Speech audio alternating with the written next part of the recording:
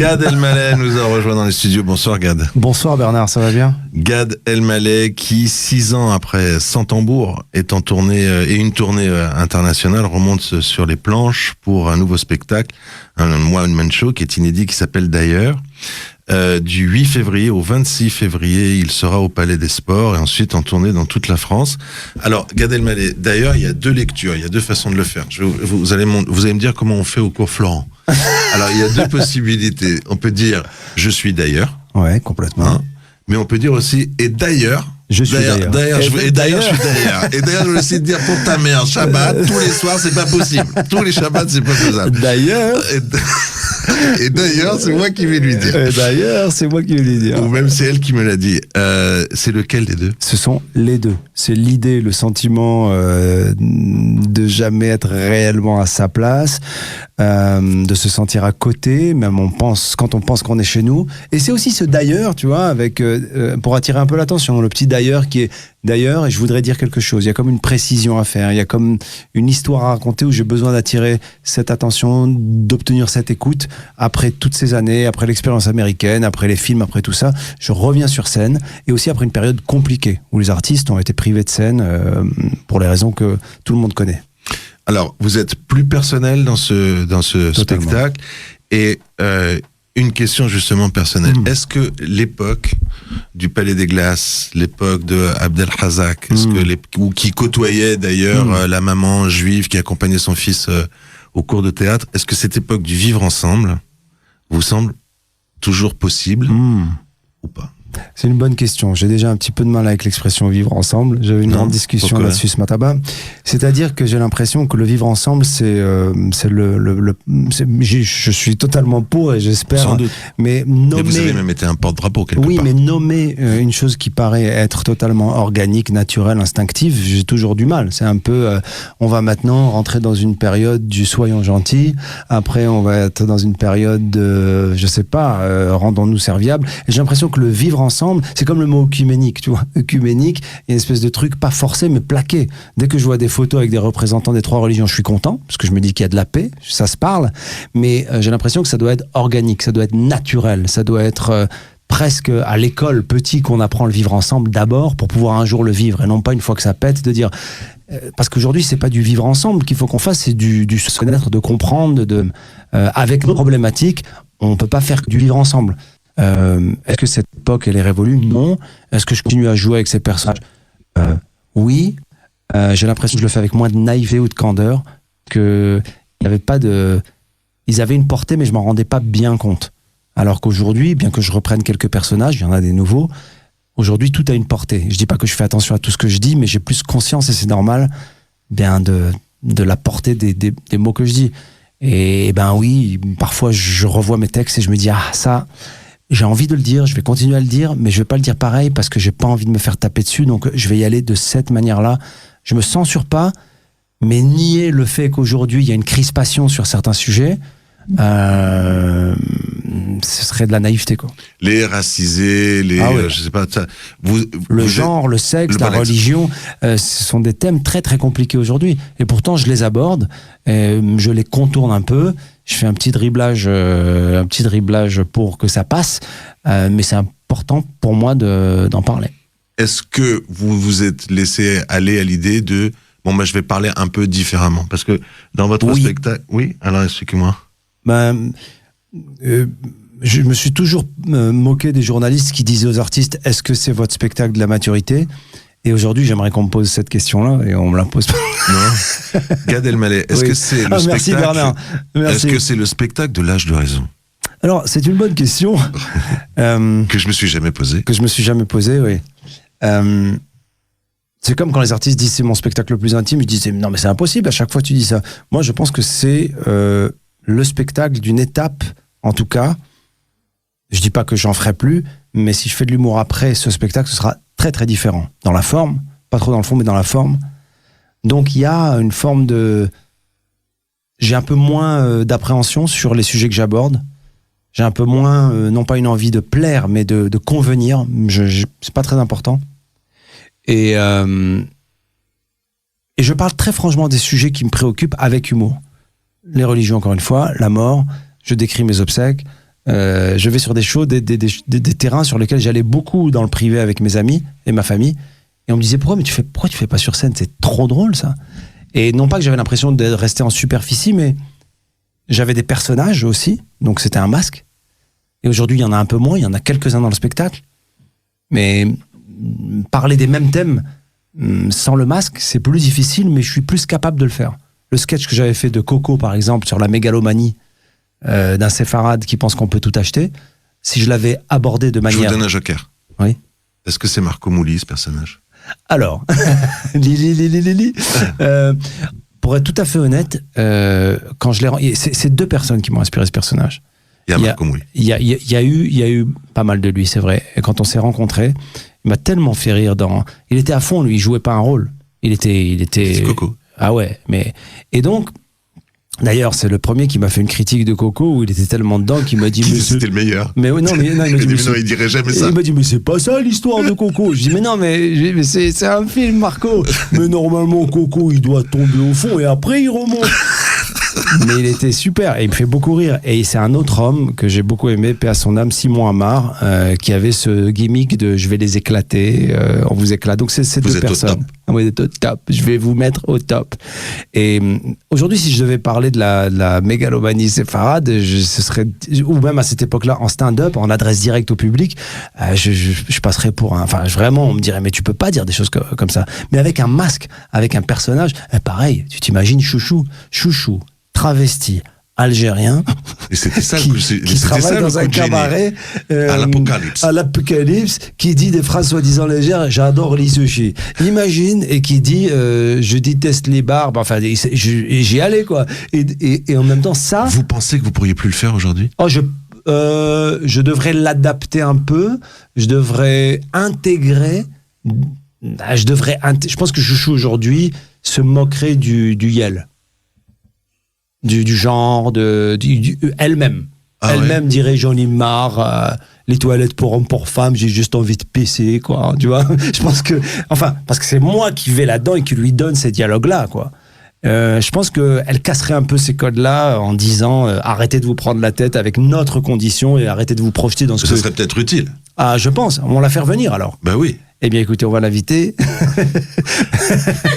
Est-ce que quelque part, Gad Elmaleh, est-ce que quelque part vous avez fait un peu revenir le vieux qui allait au McDonald's en disant il te donne la photo de ce que tu vas manger. Wow. Est-ce que, en parlant de votre grand-mère Simha, vous avez fait un peu revenir ce personnage? Eh bien, je vous avoue que c'est parfois des choses assez évidentes qu'on ne voit pas. J'ai pas fait le rapprochement, bien que c'est simple, hein, c'est sa femme. Mais je dois dire que j'ai l'impression qu'ils sont porteurs un peu du même, pas du même message, mais c'est un peu les gardiens du temple, hein, finalement, les deux. Et c'est juste. Alors, mais c'est ce dont on parle. Je vais l'utiliser demain dans une autre interview en me l'appropriant totalement. Bah oui. Puis je vais me faire à nouveau accuser de plagiat. Vous savez que Bernard Tapie a dit ça à Jean-François Kahn, il a dit mais c'est que moi je te pique des idées, hein. Mais je dis pas que c'est de toi. Hein. C'est super. T'es très bon. Le problème, c'est que tu sais pas les dire. Tu sais pas les dire, tes idées. Alors, on a une grande discussion au sein de la rédaction. Faut-il l'inviter ou pas? Non. C'est est-ce que votre maman vend du couscous? Alors, je dois vous avouer. Vous avez dit c'est le spectacle de la vérité. Ah mais moi je vous dis tout. Alors moi, surtout je pense que c'est une vanne. Jessica qui est dans le m'a dit non. Jessica qui n'a pas mon âge, elle m'a dit Jessica, elle est à fond dans les réseaux sociaux. Jérémy aussi, elle vend du couscous, votre Régine, c'est un peu un raccourci. Bon, l'histoire est folle. Elle me dépasse complètement et ça lui appartient. Il faut savoir que ma mère est jeune entrepreneuse, donc à 80 ans, elle lance un business. Ça se passe comment? J'ai un ami qui est un start-upper brillant qui s'appelle Clément Benoît, qui avait fondé Stewart, qui avait fondé plein de start-up, des boîtes qu'il a revendues maintenant, qui est très doué et qui monte des start-up. Je l'invite à manger le couscous chez ma mère. Il se régale. En partant, ma mère me donne 2 assiettes, donc une pour mon frère. Ma sœur était pas là, c'était une pour une voisine, je crois, et un coiffeur en bas qui avait dit bon. Et je me mets à distribuer des boîtes de couscous. Moi, ça m'embête quand elle me dit ça. Et je suis gêné, j'ai pas envie. En plus, je rentre moi avec le couscous. Viens voir, il y a regarde. une autre discussion dans la rédaction, c'est est-ce que c'est un couscous avec carottes ou sans carottes? Parce que vous savez qu'il y a des couscous sans carottes. Ah oui, il y a de la carotte. C'est la tradition marocaine. Ouais. Donc je voulais qu'on fasse la précision. Et très rapidement, Clément qui est là ce soir-là, il rigole parce qu'il travaille dans la food tech. Il dit mais pourquoi vous le livrez pas à plus de personnes? Là, c'est 3 personnes, c'est dommage. Il est bon à chaque fois qu'il vous en demande. C'est ma mère. Elle se démonte pas, elle lui dit bien sûr, viens on le fait. Moi je dis maman il se fout de ta gueule. Et lui me dit non je me fous pas de sa gueule. Et donc là ils ont installé tout un process, ils ont démarré une machine qui fait que ils veulent, ils sont en train de le lancer quoi. Ouais. Alors Jérémy pour répondre à la question, ça existe. Ah oui. Walida. Ouais. Ben justement Jérémy qui a 22 ans m'a dit je vais te montrer et il en a commandé cet après-midi. Et il m'a dit tu vois. Il m'a dit, tiens, je vais te montrer. Il n'a pas appuyé sur les 22 euros à la fin. Tu sais, t'as pas appuyé sur les 22 euros. Tu sais qu'il y a un truc qu'ils ont inventé, c'est la mergan. Tu sais ce que c'est? C'est la merguez vegan. Non, mais en vrai, c'est un truc de fou. Donc, je crois que c'est une voiture, moi. Ah non. Mais, la merguez vegan. Ah, c'est pas mal. Moi, je crois que c'était l'oxygène pour les pompiers. On va entendre cependant comment la maman de Gad fait des bons produits. Maman, qu'est-ce que tu fais là? Je cuisine, tu vois bien. Ah ouais. Ça va, t'as tout ce qu'il te faut pour cuisiner? Donc là, c'est Gad dans la cuisine de sa mère. Ah oui. Et je n'utilise que des produits du terroir. Oui. Du terroir. Ouais. Voilà, le terroir. Et là, elle monte le tiroir. Et là, elle monte le tiroir. Qui a trouvé la vanne? Maman ou Gad? Il y a un secret de fabrication. On ne peut pas dire. Il y a un secret de fabrication. Le père peut aussi. Le père est tout à fait capable de dire. Le père, il est plus sur le corps. N'oubliez pas que c'est un ancien mime. Ma mère, elle est sur l'esprit. Elle est très rapide. Elle a beaucoup d'esprit. Ah d'accord. Donc on sait ce soir que cette vanne, mesdames et messieurs, que vous voyez sur Instagram, c'est la maman de Gad qui elle a beaucoup d'esprit. Oui. La maman de Gad, d'après. Alors vous, par exemple, quand vous rencontrez le prince de Monaco, vous lui faites un geste qui quelque part entre Jean Castex et un cheval. Hein? Non, c'est-à-dire, je décris que le stress de la situation m'avait fait adopter une démarche un peu bizarre. Et donc, ma mère, en revanche, elle est plutôt à l'aise dans toutes les circonstances. Et je me disais, moi, ma mère, avec des personnes, on va dire, d'un rang standing, elle va plutôt se calmer. En fait, non, ça la rend encore plus à l'aise. Et c'est comme ça qu'elle lui a dit, d'ailleurs... je sais pas, elle a appelé mon ordonnance. Elle a appelé mon ordonnance. Ouais, avec une grande. D'après ce que j'ai noté, elle lui fait une révérence à la Warzaza. Parce qu'il y a un truc qu'elle a inventé, quoi. Elle fait un petit freestyle. C'est parce que vous avez abordé cet épisode de votre vie et que je sais qu'il y a beaucoup d'auditeurs qui se posaient cette question. Ce passage à Monaco, vous y avez été heureux, vous y avez... Mais c'est pas un passage.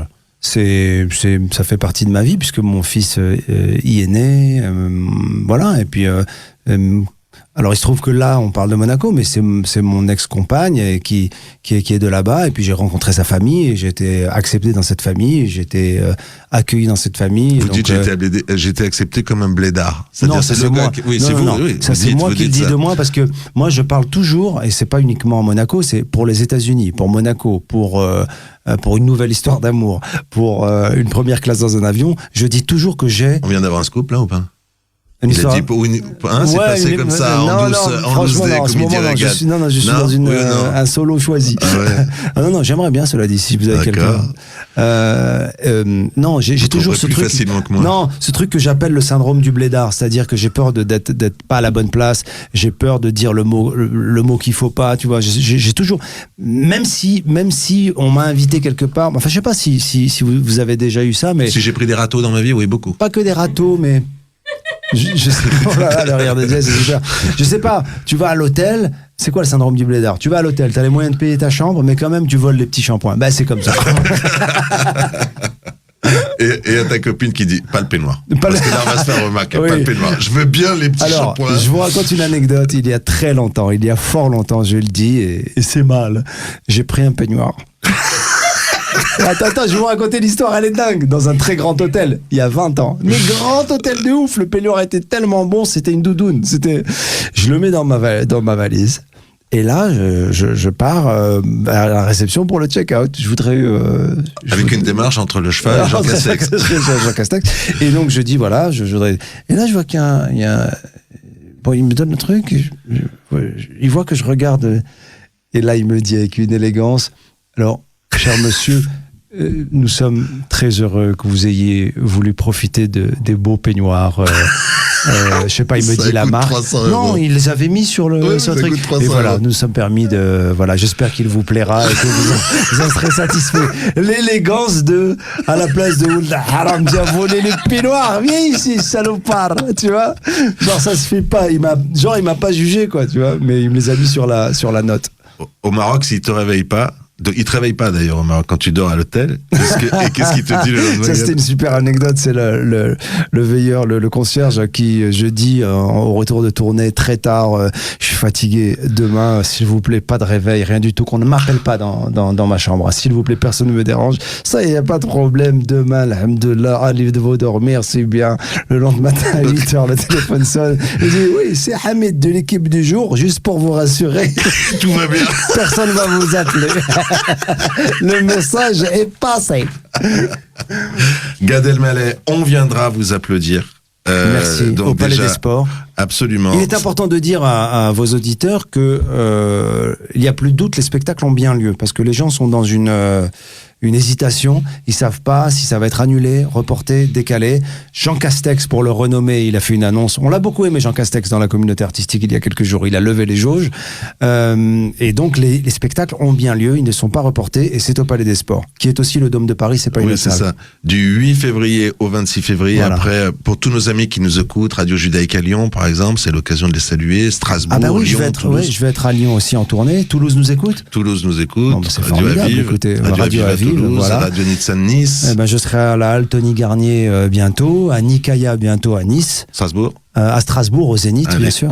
Bon, toutes les villes qui nous écoutent, vous viendront vous applaudir. on Merci l'espère. infiniment, On le et sait, nous on se voit au évidemment. Palais des Sports alors. Absolument, et je sais que vous avez eu la gentillesse de venir avec quelques places, donc à partir de demain, on fera gagner quelques Oui, places aux faites gagner auditeurs des de places. Radio Shalom. Et s'ils sont bons, vraiment s'ils sont bons, si le jeu vraiment je les rencontre après le show. Oh, Une petite rencontre allez, en VIP, tu as compris? rendez-vous pris, c'est Mais enregistré. attends, mais je veux pas te voir arriver, je veux pas voir les gens de la radio arriver, hein. Je veux voir des vrais gagnants, ok? Bon, ok. D'ailleurs, j'ai gagné la place, moi, donc Voilà, je peux me faire un petit plaisir. c'est bon, j'ai gagné la place. Je peux me faire un petit plaisir de nostalgie. Vas-y. Vous écoutez Radio Shalom. Il est 18h33.